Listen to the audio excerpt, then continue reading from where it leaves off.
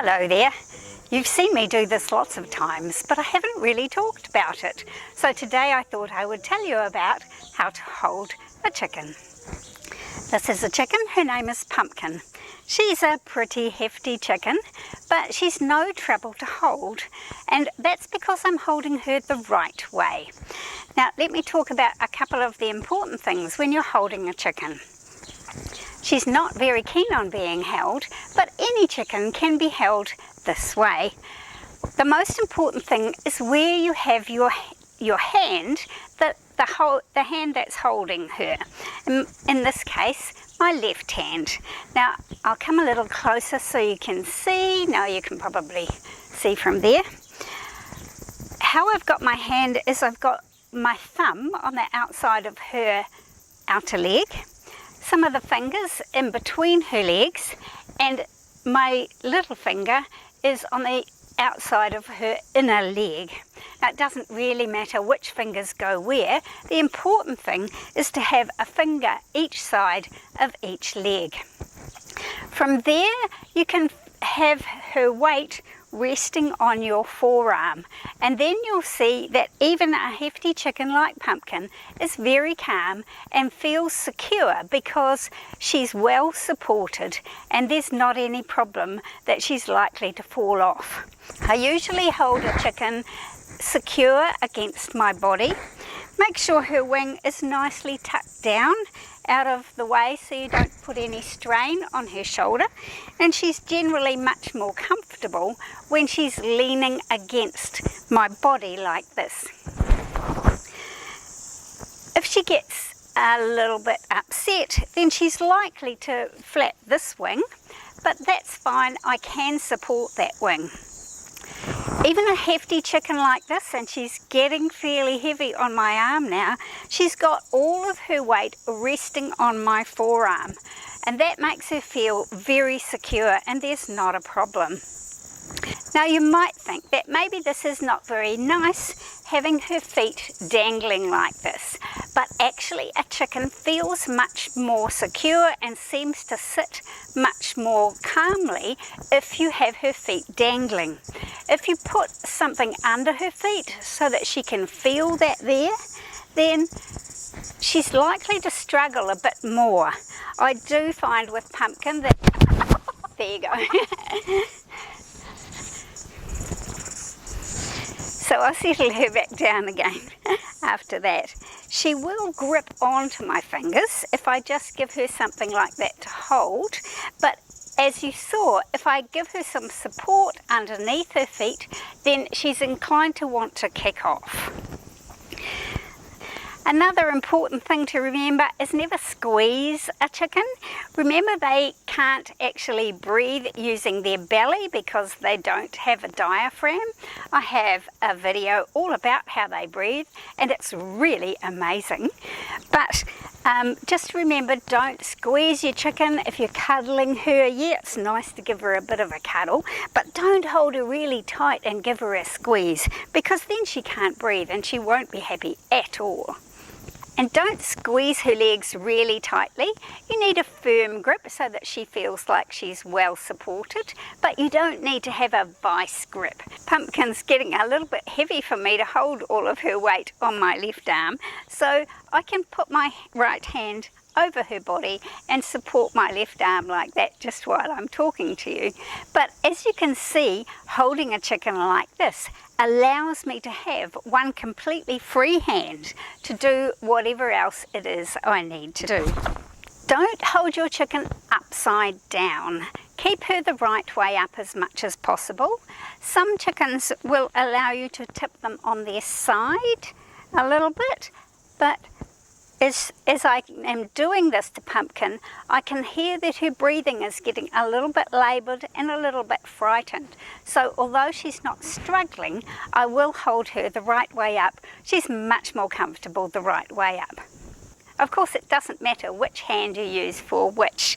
You can have her sitting on your right hand and facing behind me this way, or facing to my left. I find it easier to do this with my left hand, which is my non-dominant hand, and that allows me to use my right hand for doing whatever else it is I need to do. One thing that's quite difficult is to have her facing the front, facing the camera. If you're going to have her trying to face forwards for some reason, then you still need to keep her facing upwards, keep her upright. I'll see if I can change her to the other arm. Yeah.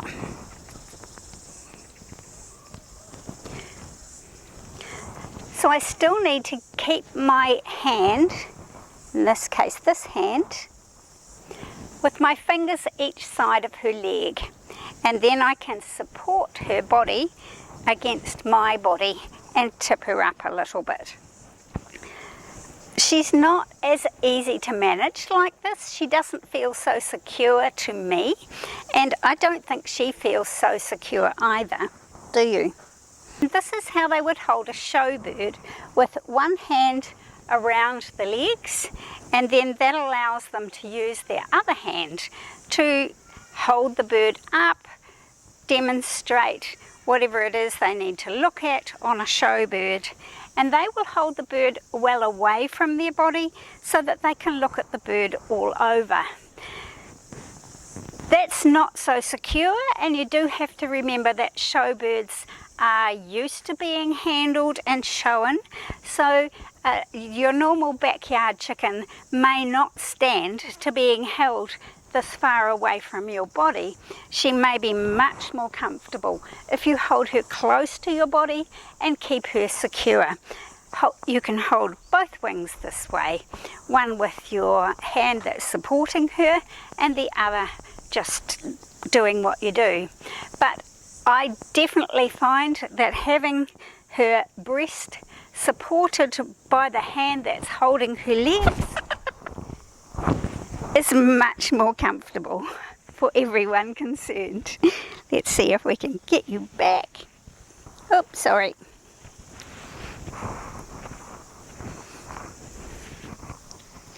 Did you need to go to the toilet, did you? Whoops.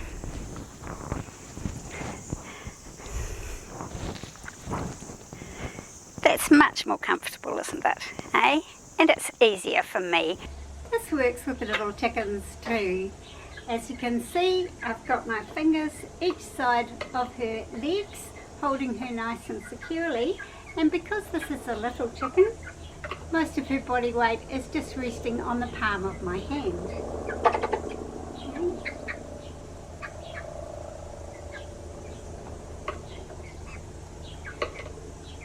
Again, you can see she's pretty comfortable. Hey, pretty comfortable there, because most of her weight, of her breastbone weight, is sitting here on the palm of my hand. But she's more comfortable if I'm holding her close against my body.